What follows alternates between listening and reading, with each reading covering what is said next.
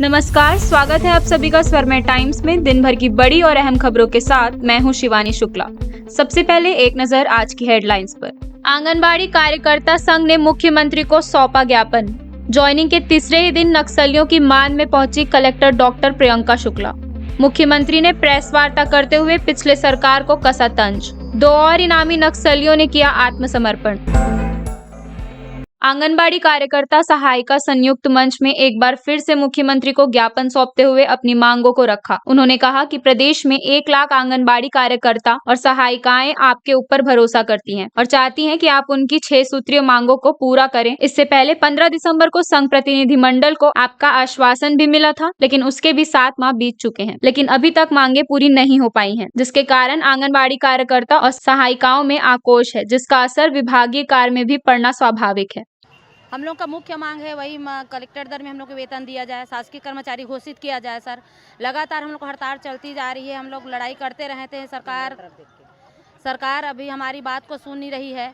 हम लोग इतने परेशान हो गए, हम लोग इतना प्रताड़ित किया जा रहा है, इसलिए हमारी मानदेय में वृद्धि होनी चाहिए, चिकित्सा भत्ता देनी चाहिए और कार्यकर्ता के खाली पद में सहायिकाओं को लेना चाहिए।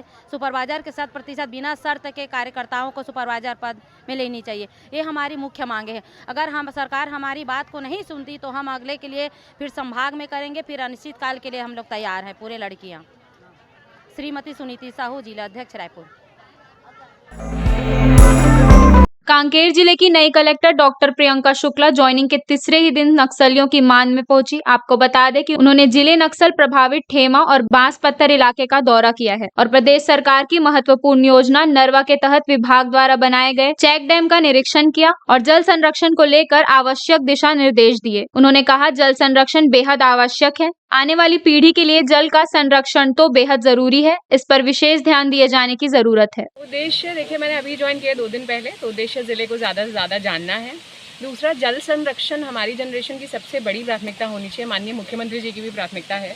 तो उसमें ये देखने की कोशिश है कि अब तक क्या काम हुए हैं, इससे थोड़ा आइडिया लगेगा कि आगे और क्या प्लान किए जा सकते हैं। जैसे अभी हमारे डीएफओ साहब से चर्चा हो रही थी कि हम लोग एक पूरा प्लान बनाएं कि जल संरक्षण के लिए कांकेर में कितने अवसर हैं और उसमें से कितने हम लोगों ने काम कर दिए और आगे कितने करने पड़ेंगे, उस हिसाब से प्लानिंग की जा सके। तो हमारी वर्क ड्यूरेशन में हम लोग कितना करते हैं, उसके बाद लोगों को पता रहेगा कि भाई हम इतने किलोमीटर हमें जाना था, इतना हो गया और इतना बचा है।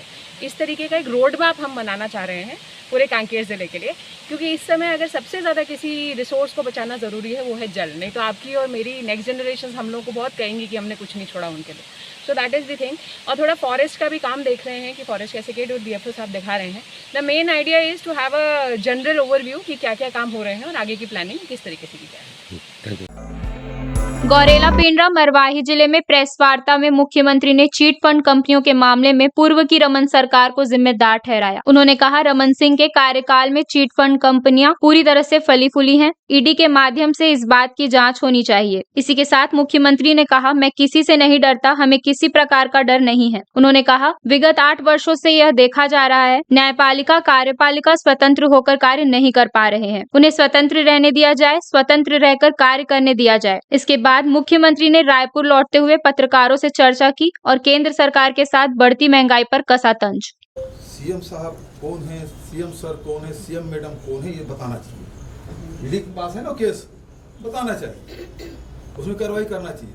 और दूसरी बात ये है कि ये जो चीट फंड कंपनी के पैसा जो है, सैकड़ों करोड़ रुपया आम जनता का पैसा, हजारों करोड़ पैसा, वो आम जनता का पैसा लूट के चीट फंड कंपनी लूट के ले गए। इसके ब्रांड एम्बेसडर कौन थे?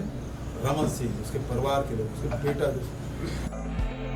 कांकेर पुलिस को लंबे समय के बाद बड़ी सफलता हाथ लगी है। आपको बता दें, पुलिस अधीक्षक शलभ कुमार सिन्हा के सामने 2 नक्सलियों ने आत्मसमर्पण किया है, जिन पर कुल 13 लाख रुपए का इनाम घोषित था। पुलिस ने जानकारी देते हुए बताया कि आत्मसमर्पित नक्सली में एक महिला है और एक पुरुष है, जिनका नाम नीला और मुकेश गावड़े बताया जा रहा है, जो लंबे समय से नक्सल संगठन से जुड़े हुए थे। इसी के साथ आपको बता दें कि इन दोनों के ऊपर सरकार ने 8 लाख और 5 लाख रुपए का इनाम घोषित किया था।